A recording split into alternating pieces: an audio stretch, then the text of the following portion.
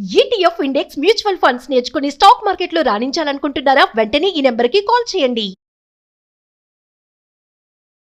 నమస్తే రమ్మగారు. నమస్తే జయ. రమ్మగారు, చేతనంతా ఇతరులకి సహాయం చేయాలని చెప్తాం. మనం చేస్తూ ఉంటాం, పిల్లలకు కూడా అదే నేర్పిస్తూ ఉంటాం. దీనికి సంబంధించి ఏమైనా నీతి కథలు ఉన్నాయా? బోల్డ్ కథలు ఉన్నాయి జయ. చాలా చెప్పుకున్నాం మనం. ఎన్నో. పరోపకారి పాపన్న, yes. పరోపకారి పాపన్న కథలు ఎంత సూపర్ హిట్ కథలు. అవును.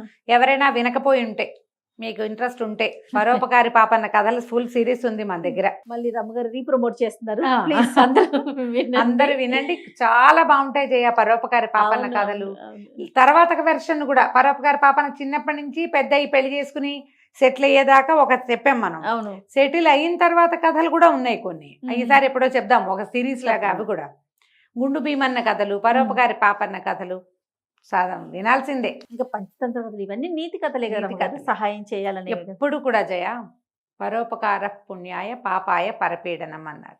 పరోపకారం పుణ్యానికి, పరపీడనం పాపం కలుగుతుంది. దానివల్ల ఇతరులను అంతే. ఇబ్బంది పెడితే, బాధ పెడితే, వాళ్ళకి అసహనాన్ని కలగజేస్తే పాపం వస్తుంది మనకి. ఎప్పుడూ అవసరమే. ఎవరో ఒకళ్ళు సహాయం చేయకపోతే మనం ఇక్కడ ఉంటామా జయ? అస్సలు లేదు రమ్మగారు. లేం కదా. నాకు ఒకళ్ళు సహాయం చేయటం వల్ల నేను ఇక్కడికి వచ్చా, ఆ. నీకెవరో సహాయం చేయటం వల్ల నువ్వు ముందుకు నాకు వచ్చావు. ఇద్దరు సహాయం చేశారు సరే, రమ్మగారు. నాకు ఒకళ్ళు చేశారనుకో. Okay. ఇప్పుడు ఎవరో ఒకళ్ళ సహాయంతో మొదలు పెడతాము. ఆ సహాయం చేయటం అనే పాయింట్ ఒకటి ఉంది చూసావా, అది ఇంపార్టెంట్. అంతేనండి. ఇప్పుడు వీళ్ళు మనకి చేశారు, మనం ఇంకొకళ్ళు చేయాలి, ఇంకోళ్ళు ఇంకొకళ్ళకి చేయాలి, చేస్తూ ఉండాలి. అప్పుడే ముందుకు సాగుతాం. సాగుతాం. లేకపోతే ఎక్కడెక్కడ స్తంభించిపోము రమ్మగారు. నన్ను అంటుకోక నా మాలకాకి అన్నట్టుగా ఉండిపోవటము అంతే. ఒకటే అయిందా. తర్వాత నా దారి నాది, ఎవడు చావు వాడు చేస్తాడు, నాకెందుకు, నా సంగతే నాకు ముఖ్యం. అలాంటి వాళ్ళు కూడా ఎవరో ఒకళ్ళకి ఏదో సహాయం చేస్తాను జయ. అలాంటి వాళ్ళు కూడా చేస్తారు. రోడ్డు మీద ఏమైనా నుంచుంటాం, ఎవరో ఏమండి అడ్రస్ ఎక్కడండి, ఏమన్నా తెలియదు అంటారు కొంతమంది. తెలియదు పాపం.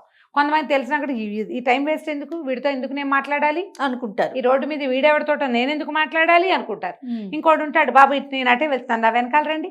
బంగారు కొండలు ఉండరు అలాంటి వాళ్ళు ఉంటారు. ఉంటారు. ఆకాశానికి పందిరి గుంజలు ఇంటికాడ తీసుకెళ్లి దిగబెడతారు. దిగబెడతారు. నోటి మాటతోనే అంత అడ్రస్ చెప్పేస్తారు. చెప్పేస్తారు. అవతల వాళ్ళు ఇంకా చాలా గొప్ప వాళ్ళు కూడా, మంచి వాళ్ళు అనుకో, వీడు వాళ్ళ ఇంటికి తీసుకెళ్ళి అన్నయ్య నీకోసం వీళ్ళు వచ్చారని కూడా చెప్తాడు. ఇలాంటి వాళ్ళు ఉంటేనే ప్రపంచం నడుస్తుందమ్మా. మనకి మంచితనం మీద, మానవత్వం మీద నమ్మకం కలుగుతుంది. ఈ నమ్మకమే మనకి ధైర్యాన్ని ఇస్తుంది. బతికే ధైర్యం ఎక్కడి నుంచి వస్తుంది మనుషులకి? అంతే కదండి, నమ్మకం. నమ్మకం వల్ల. ఆ నమ్మకం ఎవరి వల్ల కలుగుతుంది? అసలు దేని వల్ల నమ్మకం కలుగుతుంది? ఎవరో ఒకళ్ళు ఉండాలి కదా, అవునా కాదా? ప్రతి వాళ్ళకి వాళ్ళ జీవితంలో జీవితం పట్ల నమ్మకం కలిగించిన వాళ్ళు కనీసం 10 మందిని చూస్తాం మనం. మినిమం 10 పీపుల్ని చూడాలి.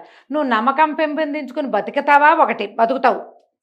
వాళ్ళ పద్ధతి నచ్చి నువ్వు కూడా వాళ్ళలాగానే ప్రవర్తిస్తావా? ఇంకా నువ్వు మహామనీషిగా బతికినట్టు.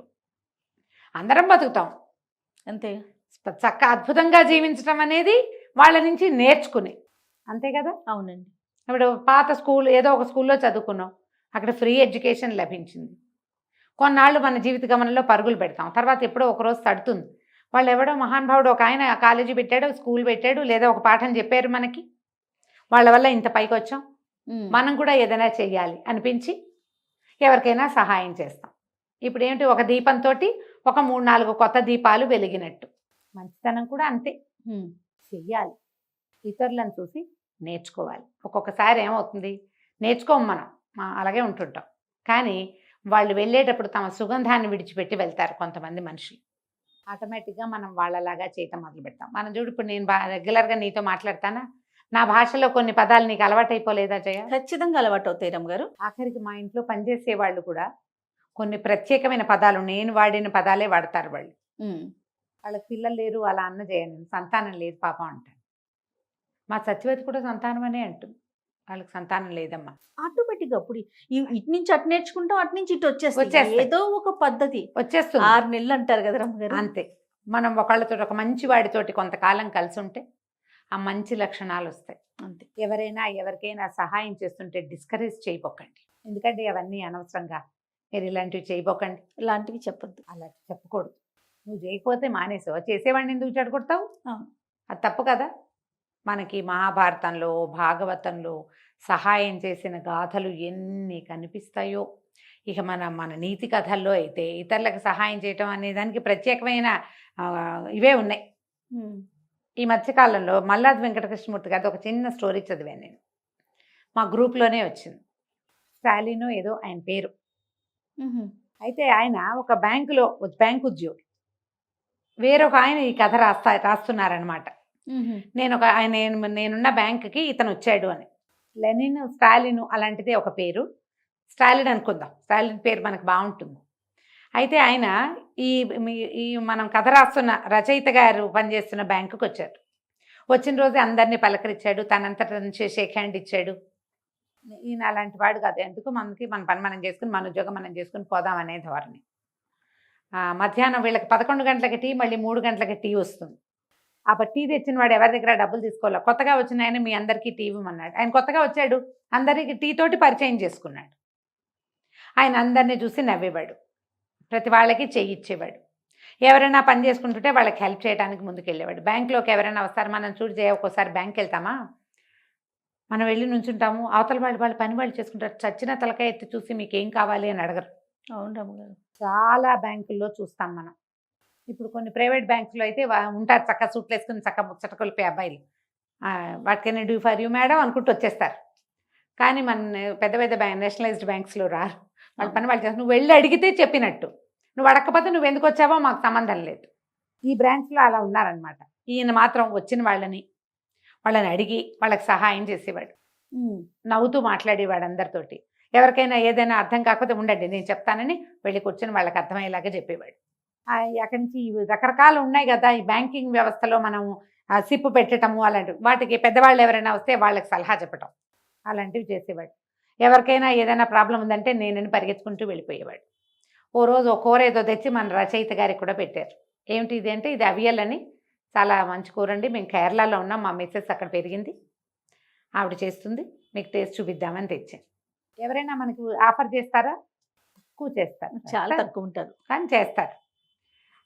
ఈయన భార్య చెప్పింది, రచయిత గారి భార్య ఏం చెప్పిందంటే, ఇది కాస్ట్లీ కూర, ఎన్నో కూరలు పడతాయి అందులో, కొబ్బరి పాలు అవి వేస్తారు. సరే ఈయనకి బాగానే ఉంది. ఈ మధ్యలో ఒక ఆయన ఏదో ఊరు వెళ్తున్నారు, వాళ్ళ వైపు అన్ని దొంగతనాలు జరుగుతున్నాయని అంటే వాళ్ళ బావమరిది వచ్చి పడుకుంటానన్నట. కానీ బావమరిదికి ఏదో ప్రాబ్లం వచ్చింది, వాళ్ళ ఇల్లు ఖాళీగా ఉంటుంది, ఎలాగో తెలియట్లేదు, వారం రోజులు ఊరు వెళ్ళాలంటే నేను వచ్చి పడుకుంటానులే వారం రోజులు మీ ఇంట్లోని, ఇతను వెళ్ళి పడుకున్నాడు వాళ్ళ ఇంట్లో. ఇప్పుడు వచ్చిన కస్టమర్లు అందరికీ ఈయన నవ్వుతూ పలకరించేస్తారు. కల్లా స్టాలిన్ చేస్తాడు, మీరెందుకు చేయరు అనేవాళ్ళు వచ్చిన వాళ్ళు. ఈ స్టాఫ్లో వచ్చింది గుమాస్తాలు అందరూ ఉంటారు కదా, వాళ్ళు ఏమన్నారు, స్టాలిన్ గారు అందరికీ పనులు చేయబోకండి మీరు, వాళ్ళు మేము చేయట్లేదని మమ్మల్ని అడుగుతున్నారు అంటే, ఏమిటండి పనే కదా, మనం అందుకేగా ఉన్నాం అనేవాడు నవ్వుతూ. హార్ష్గా రియాక్ట్ అయ్యేవాడు కాదు అతను. ఓకే, ఇంకా ఆయన రకం. ఇంకో తర్వాత ఏమో ఈయనకి ఏదో బావమరిది పెళ్లి క్యాసెట్ ఏదో వచ్చింది, వీళ్ళ దగ్గర వీసీఆర్ లేదు, ఈయనకి ఇష్టం లేదు రచయితకి ఈ మాట చెప్పటం. కానీ ఆయనతో చెప్పాడు, వీసీఆర్ కావాలి, ఒక సీడీ వచ్చింది అని అనగానే, ఉండండి మన మేనేజర్ గారి దగ్గర ఉందని ఈయన వెళ్ళి మేనేజర్ గారిని ఒకసారి వీసీఆర్ కావాలండి అని, అతనే ఈయన బదులు అతనే అడిగి అది తీసుకొచ్చి వీళ్ళ ఇంట్లో సెటప్ చేసి ఆ సీడీ కూడా పెట్టి వాళ్ళకి చూపించెళ్ళాడు. తన పుట్టినరోజు, ఎవరి పుట్టినరోజు అయినా పలకరిస్తాం, తన పుట్టినరోజుకి అందరికీ స్వీట్లు, టీలు, కాఫీలు. వీళ్ళల్లో ఎవ్వరూ పెద్దగా అలా స్వీట్లు టీ కాఫీలు ఇప్పించేవాళ్ళు కాదు. ఏదైనా పార్టీ ఇవ్వాల్సి వస్తే ఎగ్గొట్టేసి హాఫ్ డే వెళ్ళిపోవటం అలా కూడా చేసేవాళ్ళు, ఇవ్వకుండా. ఒక అంటీ ముట్టని ధోరణి ఉండేది వాళ్ళల్లో. ఎప్పుడో ఒకసారి ఈయన వాళ్ళ ఇంటికి వెళ్ళాడు కూడా. వేస్తే మీ పేరేమిటి వింతగా ఉందని ఆయన భార్య అడిగితే, మా నాన్నగారికి దేవుడి మీద పెద్ద నమ్మకం లేదండి, అందుకని మాకు ఇలాంటివి పెట్టారు, స్టాలిన్, లెనిన్, మా చెల్లెల పేరు ఓల్గా అని పెట్టారు అనేసరికల్లా ఈవిడ చెప్పిందట, ఆ మావారు సహస్ర గాయత్రి చేస్తారు. ఒట్టి సహస్ర గాయత్రి చేసి ప్రయోజనం ఏముంది, ఏమి రాయరు ఆయన, జస్ట్ వాక్యం రాస్తారు. మా ఆవిడ చెప్పింది, మా ఆయన సహస్ర గాయత్రి చేస్తారని. గాయత్రి చేస్తారు కానీ ఆయన అంటి ముట్టినట్టే ఉంటారు క్యారెక్టర్. కొన్నాళ్ళకి స్టాలిన్ గారికి ట్రాన్స్ఫర్ అయింది. నేను అక్కడికి కేరళ వైపుకి పెట్టుకున్నానండి, నాకు వచ్చేసింది అని చెప్పాడు. నేను వెళ్ళిపోతున్నానని. వెళ్లే ముందు ఈయనకి మళ్ళీ అవియల్ చేసి పట్టుకొచ్చి ఇచ్చాడు. మేము వెళ్ళిపోతున్నాం, మళ్ళీ మీరు ఎప్పుడు టేస్ట్ చూస్తారు, మళ్ళీ మనం ఎప్పుడు కలుస్తామో రుచి చూడండి సార్ అని చెప్పి ఆ కూర తెచ్చి బాక్సులకు తెచ్చి ఇచ్చాడు. అందరికీ బాయ్ చెప్పాడు. స్టాలిన్ వెళ్ళిపోయాడు. 2-3 రోజుల తర్వాత ఈ రచయిత ఈయన అబ్జర్వ్ చేశాడు ఏంటంటే, స్టాఫ్లో కొంతమంది ఈ వచ్చిన పెద్దవాళ్ళకి సహాయం చేస్తున్నారు. స్టాలిన్ వెళ్ళిపోయాడు కానీ తన గుణాన్ని మాత్రం ఇక్కడ వదిలిపెట్టి వెళ్ళాడు. ఒక తమిళ మామీకి ఈయన హెల్ప్ చేసేవాడు, స్టాలిన్ ఏడని ఆవిడ అడిగింది వచ్చి, స్టాలిన్ ట్రాన్స్ఫర్ అయిందని రండి మేము చేస్తామని వాళ్ళకి హెల్ప్ చేశారు. ఆయన వెళ్ళిపోయి తన గుణాన్ని ఇక్కడ వదిలిపెట్టి వెళ్ళాడు. అది పూర్తిగా వదిలిపోలేదు. స్టాలిన్ మాలో ఉండిపోయాడు. ఉండిపోవాలమ్మా, ఉండటం కష్టం. చాలా ఉండాలంటే మీరుగా ఉండాలి, మీరు మనిషిగా ఉండాలి. మొదట మనం మనుషులుగా ఉండాలి. ఎవడో ఒకడు చెయ్యందించందే ఈ భవసాగరాన్ని దాటలేం మనం. నువ్వు 100 సార్లు చెయ్యందుకుంటావు, 10 సార్లైనా చెయ్యి అందించు.